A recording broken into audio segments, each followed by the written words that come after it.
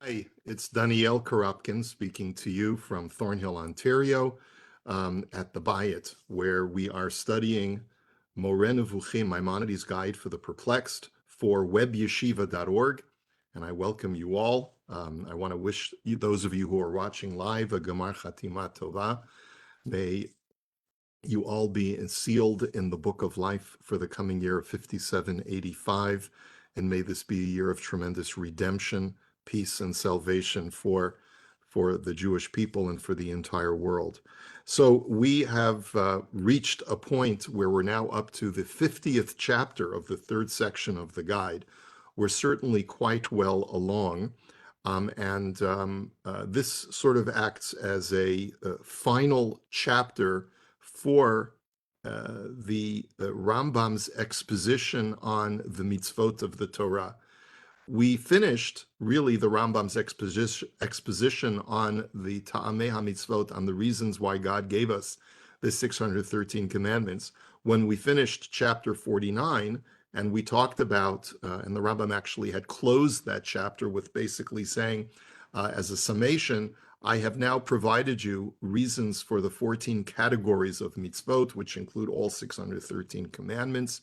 They all have a singular purpose: to direct man towards his ultimate project, his ultimate objective, which is to perfect his intellect so that he can become ultimately close with God, because that is the only tool that allows man to become close with God.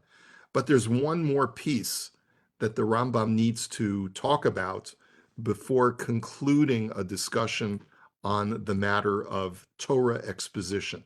And this is where I'd like to share my screen with you as we try to remember saying every week that these handouts that we give are there as study guides because they give, in my opinion, what's a nice breakdown of the entire chapter, breaking it down into outline form, and also sort of extracting the most important points. You can download this outline both on the Facebook group Shiur in Moreh Nevukhim, and you can also get it from webyeshiva.org, which provides the course description of each of the shiurim of this series. So we're up to Moreh Nevukhim, chapter 50 of the third section, finding purpose in the non-legal narratives of the Torah. Now, the commentary Shem Tov Falaquera opens this chapter as follows. We know that the Torah is comprised of three subjects. The first subject, which is probably the bulk of Moreh Nevukhim, is correct ideology. Number two is correct behavior. That's the mitzvot that God told us to perform with our bodies. And the third is there is non-legal material and non-ideological material that is contained in the Torah. These are stories, the narratives of the Torah. To this point, the Rambam had explained the first two, but has not explained the third subject and why the Torah includes these stories. Many of these stories seemingly do not have any purpose, do not serve any function. In order to provide a comprehensive explanation of the Torah, the Rambam feels duty-bound to explain how these stories contribute to whatever it is that God wished for man to have in order to properly live his life. That, after all, is the purpose of the Torah. God gave it to the Jewish people as a manual for living. And so what purpose do the stories contained within the Torah serve in order for man to fulfill his life's purpose? That's really what the Rambam wants to explain in this chapter, chapter 50. So we'll start off by saying that some texts in the Torah appear to be completely hidden. That's what the Rambam calls sitrei Torah. They appear to be mysterious as to the reason why they are included in the Torah. I refer specifically to the Torah stories that appear to provide no useful benefit in giving instruction to mankind. And here we are, just to let you know, we are continuing in the Pines edition, which was published in 1963, which we feel is still the gold standard for translations, despite the fact that a very new translation has just come out, which is also quite good. It's on page 613 in the Pines edition. Now, some examples of some of the stories that seem to, and some of the details of the stories which is really what the Rambam's going to get down to, is that, okay, you want to be able to perhaps provide me with some stories that may provide some moral content, but what are the details for? Some of the details seem to be extremely verbose and otiose and really don't provide any benefit. So, for example, the branching of Noah's family after the flood and the names of all of his descendants, which is brought in Genesis chapter 10. What am I supposed to derive from the fact that I know that someone's name was Mahalal El? Okay. What about Genesis chapter 36, which lists the families of Edom and its rulers and Seir, both tribes being and both clans being associated with Esav, because Esav intermarried with the people of Seir and lived in an area which was occupied by Edomites. And the Torah lists both the families of Seir and the rulers of Edom. And it doesn't seem, both in chapter 36 of Genesis, and that doesn't seem to serve any useful purpose. Now, of course, the Rambam is not mentioning the stories of the patriarchs and matriarchs.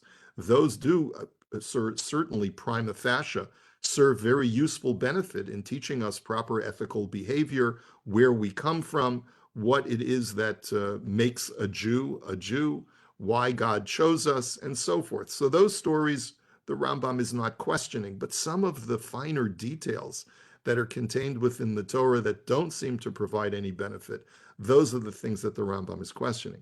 Now, these accounts seem so purposeless that the Talmud records how there was a king during the first temple whose name was Menashe, and he was an evil king. He worshipped idols, and he used to scoff at the biblical text, according to the Talmud in Sanhedrin.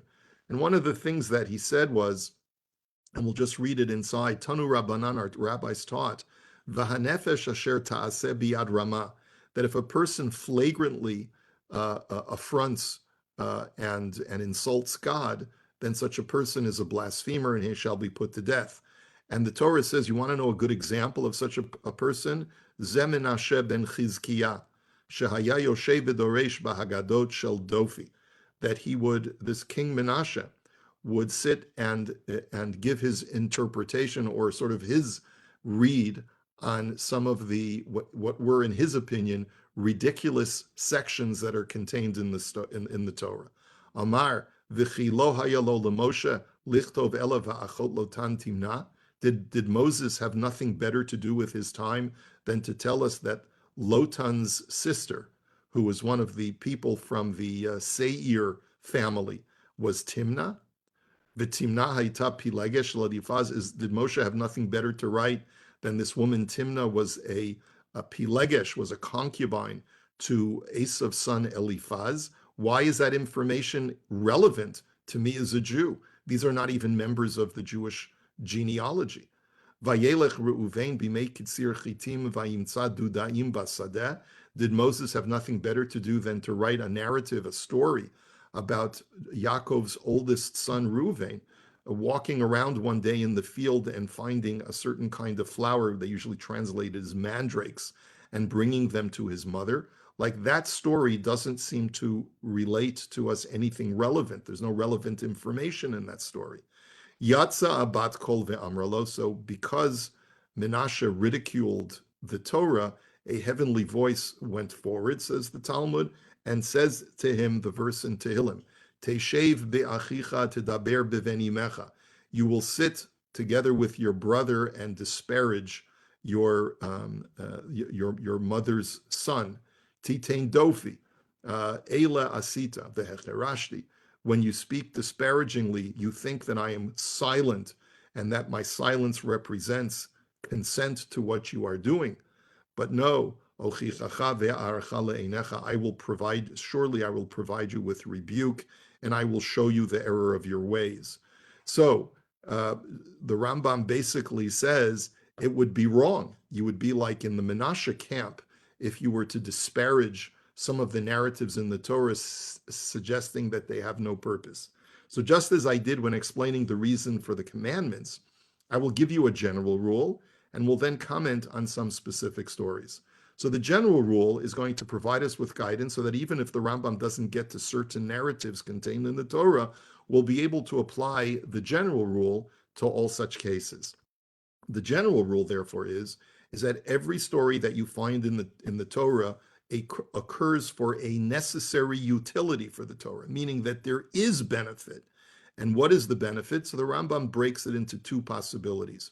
Either A, the story teaches an ideology that is a pillar of the Torah, and you just need to cultivate the story a little bit better to be able to extract the ideological principle that is being communicated thereby, or B, the story the story rectifies human behavior such that from the story, man will learn not to harm one another. So that if you read the story, you'll be able to take a cautionary tale, a cautionary lesson from the story, and be able to apply it to social life, to social living, and learn how to not behave. Learn what mistakes not to make based on the mistakes that are contained in the narrative. So there are either positive lessons, ideological lessons that are part of what it means to appreciate the ideology and the theology of the Torah, or it acts as a cautionary tale. Don't do what these people did because they made a terrible mistake. So the first reason that the story teaches an important ideology, let's bring some examples.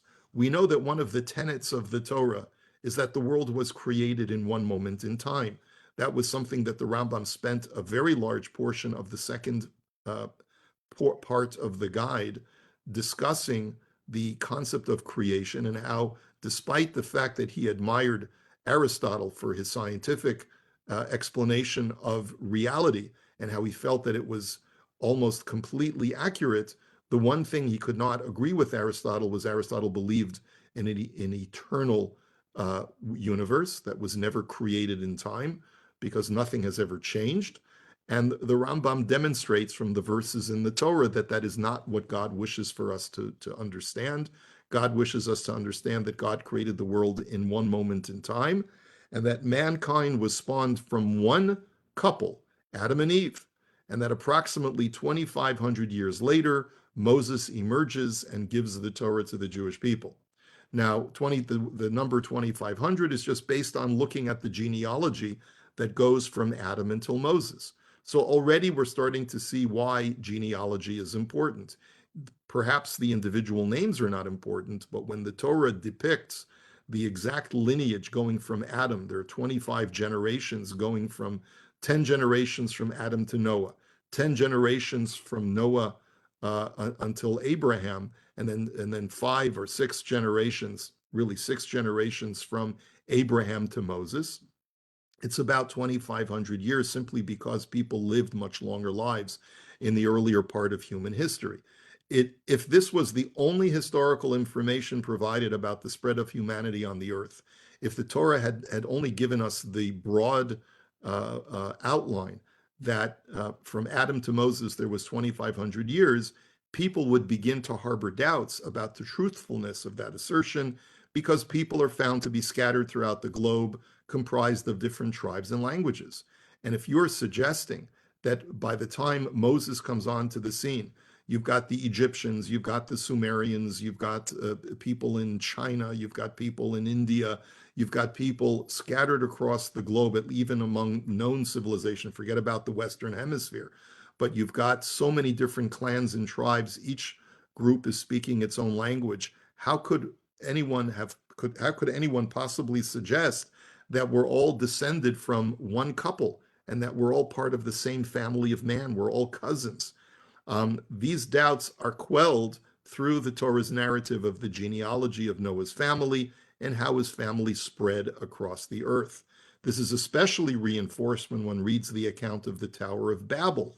There, the Torah records how originally everyone lived in the same place in Shinar and had one language, which was because they all descended from the same ancestor. And essentially what the Torah teaches is that despite the fact that we were originally all one family, God created a miracle forcing mankind to disperse in an unnatural way. And because of that, it is easier to accept now that I know that the Torah documents the exact genealogy that goes for 20 generations and then another 6 generations from Abraham to Moses. It makes it a little bit easier for me to accept especially when coupled with the narrative of how mankind dispersed at one point in human history. Now, this argument was already made by Rebbe Yehuda Halevi, and I just want to point out that even though this argument is subject to different kinds of logical refutation, but you apparently see that this was an argument that was maintained by a number of Jewish thinkers. The Rambam is not the first one to come up with this. Rabbi Yehuda Halevi actually expanded on this idea much more thoroughly, and we'll just quickly go through the text in the Kuzari first essay, starting with paragraph 43. The rabbi said, "It was through Moshe that the Jewish nation learned of their divine role and realized that they have a God who deals with them according to his will based on their behavior toward him. Moshe told the Jews things that were hidden from them, such as how the world was created and what mankind was like before the great flood. He told them how they were descended from Adam, how the flood occurred, and how the 70 nations of the world all descended from Noah's sons, Shem, Ham, and Yefet. He told them how the world developed different languages in connection with the Tower of Babel, where the different nations settled, how different empires developed, and how countries grew. He chronicled for them the years from Adam to the present." And the Khazar king responds, he says, "If you truly have an exact reckoning of the years from the time of creation, this too is amazing." The rabbi said, "We use this number in our calendars. That's why we just had Rosh Hashanah, the year 5785, from the beginning of Adam. No two Jews argue about this dating, no matter where they dwell." So the Khazar king says, "And what year is it now according to you?" So the rabbi said, 4,500. Remember that the book Kuzari is written in the early 12th century, so we're talking a long time ago. But at that time, the world was 44,500 years old.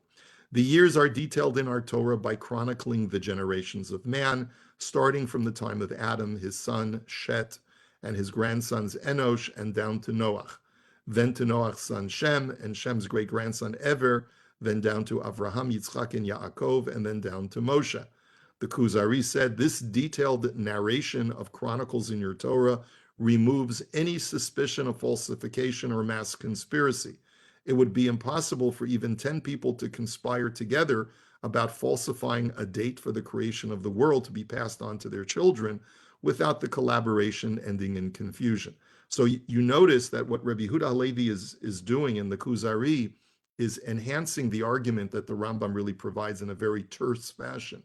What Halevi is suggesting is that the fact that the Torah provides so much detail about the genealogy makes it even more implausible that this is a lie, that this is a fabrication. It's known as the Kuzari argument, which is to take a negative and say that if you were to imagine for a moment that the Torah's narratives are fabricated and the Torah is really man-made and not God-made, and all of the stories contained therein are false, then how could all of these details be proliferated from generation to generation with so much consensus and accuracy? That's part of the argument, but let us go on.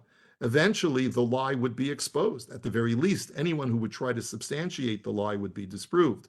So if this applies to just 10 people trying to pass on a date that would be false to their children, imagine how impossible it would be to proliferate a lie of this kind among an entire generation of people.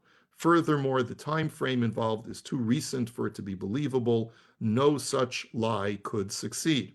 So the rabbi says, furthermore, Avraham himself lived during the generation of the dispersion, during the Tower of Babel. He and his family retained the language of his grandfather Ever, and hence he acquired the title Ivri, the Hebrew. Now, there's many different interpretations as to why Avraham is known as Avraham HaIvri, Abraham the Hebrew. But according to Halevi, it's because he kept the same language of his grandfather, which was Hebrew, uncharacteristic of all the other people of the time who were dispersed because of the building of the tower. Moshe lived 400 years later, when the world was replete with scientific wisdom of the heavens and earth. In this setting, he came to Paro and to the wise men of Egypt. We're skipping some of the text. How can one think that the wise people of that time could be deluded into thinking that just 500 years previously, the only language spoken was Aver's language, Hebrew, and that in the generation of Peleg, Aver's son, all the languages cropped up spontaneously in Babylon, and that one nation descends from Noach's son Yefet, another from Noach's son Shem, and another from Noach's son Ham, and that their respective lands were such and such.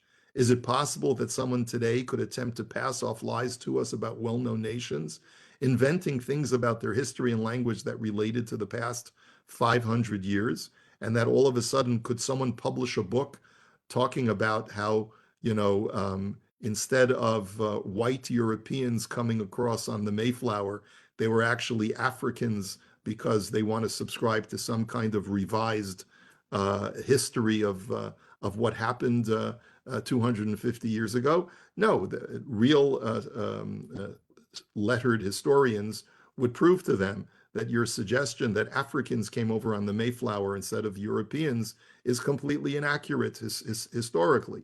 And it's not something that a lie that you can proliferate. You can try to proliferate the lie for whatever political purposes or other purposes you want, but eventually that lie will be debunked. And that's the argument of the Kuzari.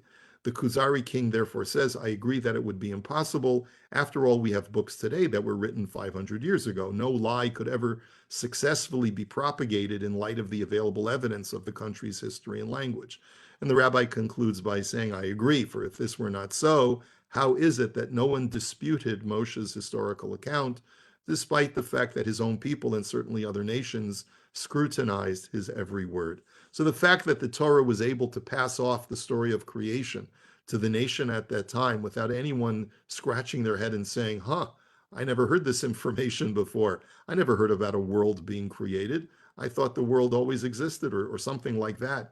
And the fact that the Jews so readily accepted Moses's historical record is indicative of the fact that they had already known that what Moshe was telling them, perhaps not the details, but the general idea that Moshe was conveying to them, they had already heard before. It had already been passed down and was part of the ethos and the general knowledge of mankind at that time. So that's the argument, and that's this sort of like an expansion of the argument that the Rambam makes, that the reason why the Torah provides these narrations of the genealogy of people starting from Adam going all the way down to Moses is in order to corroborate the story of Creatio ex nihilo, the story of creation, the story of Genesis chapter 1. So let's go on. Another important tenet of the Torah is that God is providential. As it says in Psalms, and the Rambam quotes this verse, V'yomar Adam ach pri latzadik ach yesh Elokim shoftim ba'aretz. That surely God provides man's just desert because God is a judge who judges the world. This idea is conveyed by the stories in the Torah that relate reward for the righteous and punishment for the wicked. For examples, and this is fairly obvious, the stories of the flood and the people of Sodom and Amorah illustrate how God punishes the wicked. And the story of Avraham's miraculous victory over the four kings, despite his only having a small band of men to help him in Parshat Lech Lecha, illustrates how God will do miracles for the righteous and give them victory. And those are some of the stories that we look at today to gain our strength to be able to have victory. Okay, another important tenet is the importance of family and the devotion which family members should show to each other, provided that they share the same belief and ideology. This is something that the Rambam had discussed in the previous chapter, chapter 49. One of the reasons why God gave us the laws of marriage and other laws that sort of define man's sexual behavior was because God wanted man to form families. Families and clans provide a construct that allows man to live a proper and moral life. And as such, the Rambam says that we take care of family, and that's an important lesson contained in the Torah, provided that our family members are of the same general ideology. And this is illustrated in the above story. In other words, the Rambam continues, if the Torah were only to provide us the narrative of Avraham going to war against four kings in order to rescue his nephew Lot, and it was only describing the war, then perhaps the sole reason for that story would be to teach us that God does miracles for those whom he loves. But there's a second reason why that story is recorded in the Torah, And it is to teach us how, if someone is a member of your mishpacha, someone is a member of your family, you do whatever you need to do to help save that person. I can't think of anything more relevant to current events. Jews take care of their fellow Jews. They don't allow them to die. It's a sick ideology that allows you to take members of your own family and make them martyrs instead of trying to protect them. But that ethos that is contained within the Jewish people is based on the stories, such as Avraham doing whatever he needed to do in order to rescue his nephew Lot. That story is there to teach us an ethical principle that is foundational to the Torah. It communicates Torah values. Another important tenet demonstrated by this story is Avraham's contentment with little physical gain and his striving for moral nobility. And that's illustrated by his statement to the king of Sodom, who, after Avraham successfully defeats the four kings and is able to retrieve the entire city-state of Sodom, which is where his nephew Lot lives, the king of Sodom is so grateful to Avram and says, whatever you want, we are all your vassals, we are all your subjects, take whatever you want, take whatever physical property you want. And Avraham teaches us through this narrative that man should strive to be like our grandfather Avraham and say, no, im michut va'ad srochnal, I don't need a shoelace, I don't need a strap for my shoes. I am fine. I can subsist on very little. I don't wish to gain off of something that was the moral thing to do and have personal gain from it. There's so many lessons about proper moral behavior and nobility from that story as well. So this explains the Rambam is one of, when you find a story and you can't understand what this story is doing in the Torah, look at it more deeply, and you will sometimes find that there is a moral lesson to be plumbed from that story that you can use, and you learn from it proper moral behavior that is part of the DNA of the Jew. Now, the second reason that the story rectifies human behavior such that from the story man will learn not to harm one another, let's talk about that next. The first example is that of the genealogy of the children of Seir. The Torah lists this to help in the fulfillment of one specific mitzvah, which is, the Torah tells us, Timche et Zecher Amalek, you must destroy the nation of Amalek.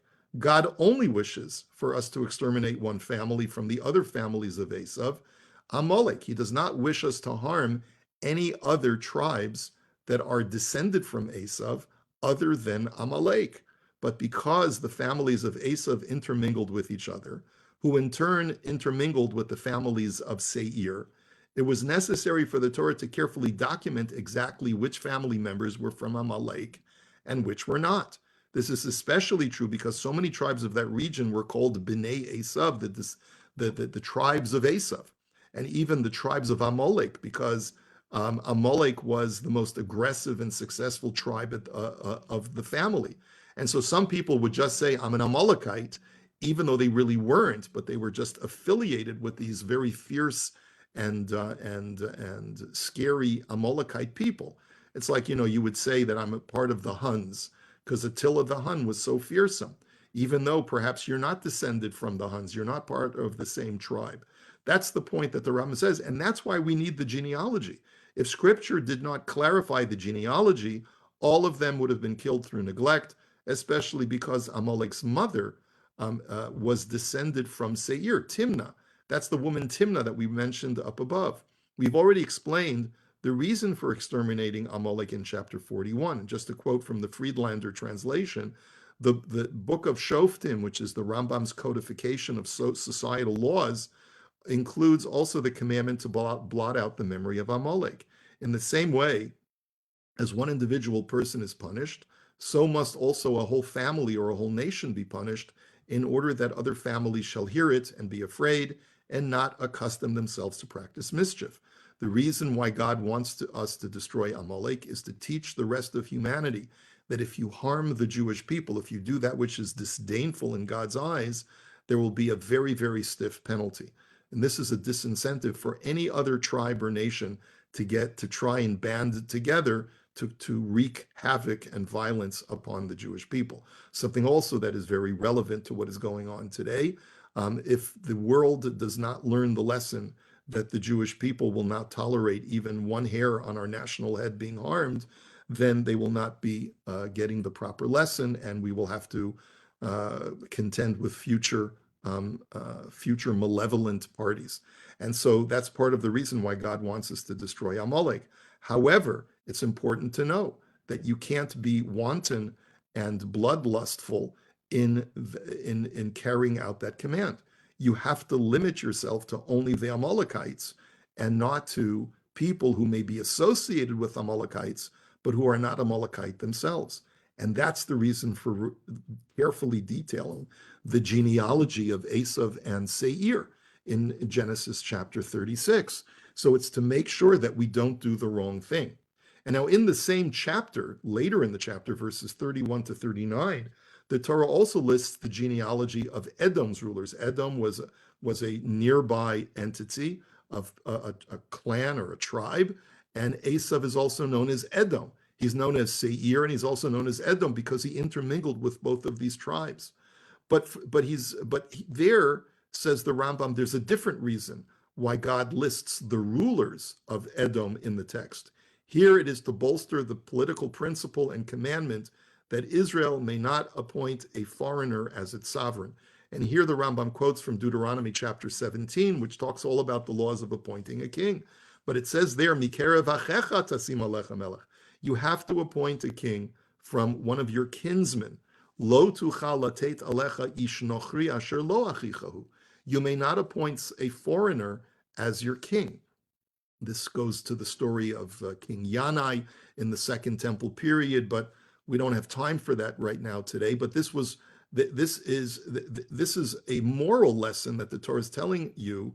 Don't do like the Edomites did. They imported their kings, as is detailed in Genesis chapter 36, that when you look at the names of their rulers, you will see that they all came from different places. One came from Botzra, one came from another place. Why did Edom import their kings? Perhaps because they had an inferiority complex, and they figured that if they bring like a Macedonian or someone else like that, that person will be able to rule over them more effectively. But in these verses, the Torah makes a point of saying that each ruler came from a different foreign place. And so the Rambam says, in my opinion, it was well known that these men ruled tyrannically and humiliated the children of Esav. Now, the Torah never says that, but the Rambam theorizes that the Edomites did not have a very pleasant existence under these foreign sovereigns. Thus, the Torah is warning Bnei Israel, remember what happened to your brother Esav and his fellow tribesmen when he allowed himself to be ruled by foreign sovereigns and how much he suffered under them. For no individual, says the Rambam, has ever been the chief of a people to whose race he did not belong without doing it great or small injury. And when I read that sentence, I found that to be fascinating. Yasser Arafat was famously Egyptian. He was not Palestinian. And look what he did to the Palestinian people. Look at the ideology that he bequested to them, which basically was to say, go ahead and be cannon fodder. Only a foreign sovereign would have such utter disregard for the sanctity of life of his subjects. And so that's really a very, very important lesson. Don't do like the Edomites. Don't do like the Bnei Esav, the descendants of Esav, who thought that they would be smart in importing their kings. No, imported kings may have a certain tactical brilliance that maybe your locals don't have. But the one thing they don't have, which is a necessary ingredient for a ruler, is compassion and love for his subjects because they are part of his family. Let's go on. Now, as mentioned in the previous chapter, there are so many practices that existed in the ancient world that we are not privy to. But were we to be familiar with them, we would better understand why the Torah commands the things it does. The Rambam made a point of saying that in the previous chapter. The Rambam made a very bold statement. He said, there are certain mitzvot that I don't fully understand the reason why God gave us those commandments, but I am confident, he says, that if I were living in the time when the Torah was given, and I would see what kind of social and cultural and ethical issues were circulating in the world at that time, I would have a better understanding as to why the Torah gave the specific mitzvot that it did. Because many of these mitzvot that we don't understand today were given to counteract some of the social ills of the time when the Bible was given to Bnei Israel. If I would have been there, I would have understood the Torah better. But I'm confident that every single mitzvah that we don't understand is either to combat a social ill or to engender and foster an ideology that was not in vogue in the times of the Torah. So a corollary of this is that experiencing and witnessing an event is far better than reading of it years later. There are certain details of the event that simply cannot be captured efficiently in literary form without describing certain details verbosely. Accordingly, when you see narratives that do not belong to the law, that seem overly lengthy or repetitious, it is because you were not privy to seeing the event firsthand. Had you done so, you would understand why these details are necessary. So sometimes there are going to be stories that are narratives that are contained in the Torah that seem to convey unnecessary detail, that seem to run on, and they could have been shortened to a much greater degree. The Rambam says you don't appreciate the extra verbiage only because you weren't alive when the Torah was given. Had you been alive when the Torah was given, you would have understood why those details were necessary. By the way, the Rambam just throws in that phrase that narratives that do not belong to the law. And I think the reason why he does that is because he's not including a discussion of the construction of the Mishkan, which is repeated at the end of the book of Exodus. And of course, a lot of the commentaries ask, well, why was the Mishkan's construction written in such detail a second time? Why wasn't the command to build a Mishkan in Parshat Truma not sufficient, so to the point where the Torah had to repeat all of the things that were collected and all of the materials and how the Mishkan was erected a second time in the Parshiot of Vayakhel and Pekudei at the very end of Exodus? The Rambam doesn't get into that because I think it's because he's content with saying, I've already explained the legal aspect of why God wanted us to have a temple, to wean man away from other shrines that worshiped idols, and perhaps the added detail and the repetition of the construction of the Mishkan is necessary in order to further wean man away from the idolatrous rites and shrines and practices of the ancient world.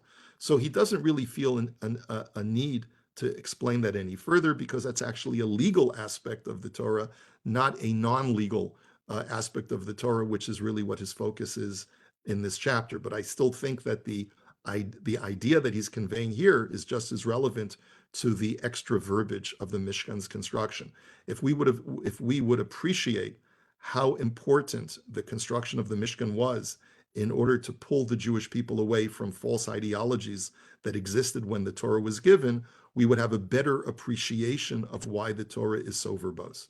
Now, one such example that Rambam will talk about over here is the Torah provides a lengthy text for something seemingly trivial in the documenting of how the Jews traveled following the cloud in the desert. That's in Numbers chapter 9, Parshat Bahalotcha, and the stations in which the Jews encamped in the desert, which is also from the book of Numbers, Parshat Mas'eh. When one witnesses a miracle, one has no doubt about its veracity, but just reading about something miraculous may cause the skeptic to doubt.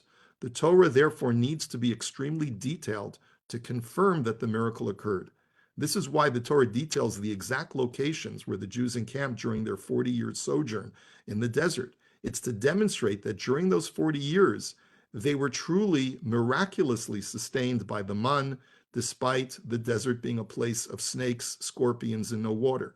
The Jews were miraculously sustained without having provisions. The stations itemized are places that are in the middle of nowhere, such that no one could rationalize that the reason the Jews survived is because they encamped in places which were nearby settlements, just as modern-day Bedouins and Arabs do. So don't think that the Jews pitched their tents in the desert nearby Tel Aviv, that nothing could be further from the truth. They were really in no man's land, and that only confirms or corroborates the miracles that they must have been privy to during those 40 years. when I read about the exact places where they encamped, assuming that I know where those places are, which is what the Rambam is assuming, that at least initially when the Torah was written, people were able to identify those places, then we could certainly go revisit those places, see their absolute desolation and complete removal and distance from any inhabited area, and be even more inspired as to the miracles of 40 years. For the same reason, Joshua commanded that no one would ever be able to rebuild Jericho, so that people could bear witness to the miracle of the wall sinking into the ground, as is documented in Joshua chapter 6. A similarly verbose narrative pertains to how the Jews traveled in the desert by direction of the miraculous cloud. All scripture had to say was that the Jews traveled based on the movement of the cloud, but instead, the text rambles on for several verses describing how sometimes the cloud stopped, sometimes it moved, sometimes it rested for a short time, sometimes only for 2 days, sometimes only for 1 day, sometimes for a full month. Why does the Torah have to talk about all of the different permutations of how sometimes the cloud rested, and sometimes it rested for a short time, sometimes it rested for a long time, and when the cloud would be lifted up, then it was time for the Jews to travel? All these details were provided to dispel a false belief that the reason why the Jews wandered 40 years in the desert was because they got lost. There was such a belief that the reason why we traveled in the desert for 40 years was because Jews are notoriously bad at asking for directions. And we didn't have any GPS system. There's so many jokes about that.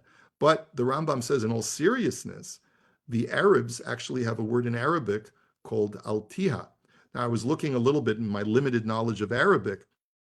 A tiha, you don't see this in the Pines edition or the other translations, but a tiha is a maze, a place where people get lost. The particulars are given to demonstrate that not at all were the Jews lost. That's not why they wandered in the desert for 40 years.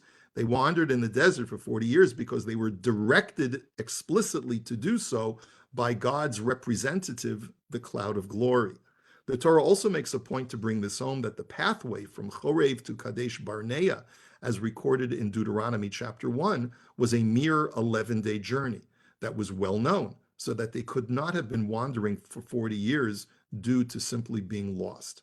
And the Rambam therefore concludes the chapter by saying, in a similar way, whenever the cause for a story is being narrated is hidden from you, there is a strong reason for that story. Apply to the whole matter the principle to which the sages of blessed memory have drawn our attention.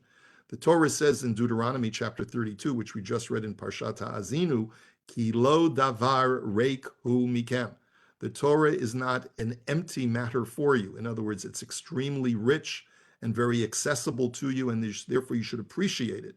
About which our sages say in Jerusalem Talmud Tractate Peah, V'im reiku mikemu. If you find the Torah to be empty or vacuous, it's only your fault. It's your problem. It's not that the problem lies with the Torah.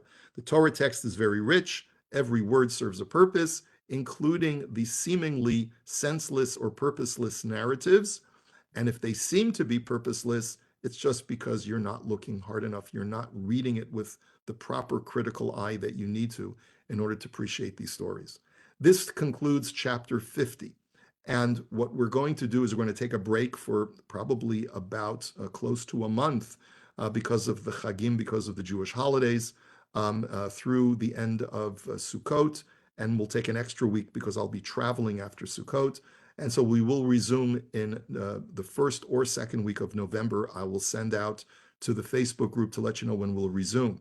But this is a good place to finish because it sort of demarcates an endpoint of the Rambam's project, which, as Shem Tov had said at the beginning of this chapter, was to give a full, comprehensive exposition of the text of the Torah, both its ideology, its commandments about how to live our lives, and also to explain the texts that don't seem to fit when in reality they do fit. The final 4 chapters of the guide are arguably the most important chapters of the guide, and so therefore we're going to be spending a lot of time on those final 4 chapters. So I guarantee you that we have much more than just 4 classes left. We're going to have to carefully unpack these final 4 chapters, chapters 51 to 54 of the guide.